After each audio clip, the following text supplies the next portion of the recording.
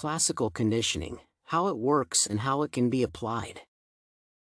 Classical conditioning involves a learning process that associates environmental inducements with naturally occurring stimuli. Advertisers and politicians should not use classical conditioning to influence thoughts and behaviors because it is spontaneous, and individuals have no control over it. They are likely to manipulate consumers and voters' minds for their benefit.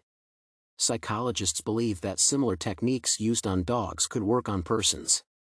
As a result, the advertisers who believe in this make their ads more appealing to influence human beings. Sellers use words, incentives, and diagrams, among others, to promote and convince consumers, hence rendering shoppers involuntary to their incentives. The use of classical conditioning by politicians. Politicians alongside Western media have been using classical conditioning daily. They have managed to associate Muslims with terrorism, maiming, and killings.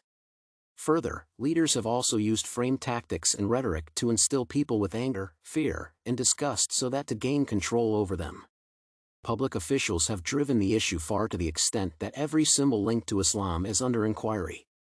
Therefore, society should be aware of involuntary learning behavior and inclination. Moreover, propaganda is a common form of classical conditioning used by politicians. For instance, the state can create a slogan, such as the American Dream, which they use to attack the opposition as the one derailing the achievement of this goal, or even create a big scandal that generates voter bias. In an attempt to respond, the opposition can choose a word or a phrase, such as corruption or incompetence, which would naturally arouse negative influence. The opposition then capitalizes and develops it as a significant way of countering this victim by destroying the moral stamina of the accuser on the matter previously raised. However, sometimes, propaganda can be half true, but once repeated, it becomes absolute. Examples of classical conditioning by advertisers. Classical conditioning occurs in advertisements, too, for instance, where ads display people enjoying the product.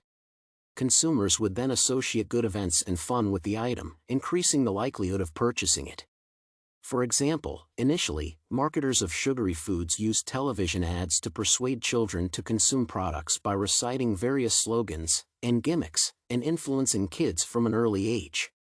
However, after considering its effect, some states, such as Chile, decided to ban such adverts. Moreover, Coca-Cola has influenced people's behaviors by using the Christmas season to stimulate particular emotions and force individuals to think about their brand. These adverts have comprehensive coverage and signify the beginning of the holiday for many people every year. Besides, consumers have been conditioned to link Father Christmas with the color red, a move from its traditional shade green. This resulted from the 1931 advertisement crusade, where the company was attempting to increase sales. They discovered that they were not achieving the desired returns during the winter seasons and, hence, interlinked their trademark with Christmas by producing an emblematic hidden relationship between the two. Conclusion. Conclusively, classical conditioning has been widely used by advertisers and politicians to influence consumers and voters. Such manipulation is seen as a breach of trust because they understand that involuntary learning helps people behave according to their expectations. Buyers should not be influenced to decide which brand they wish to consume.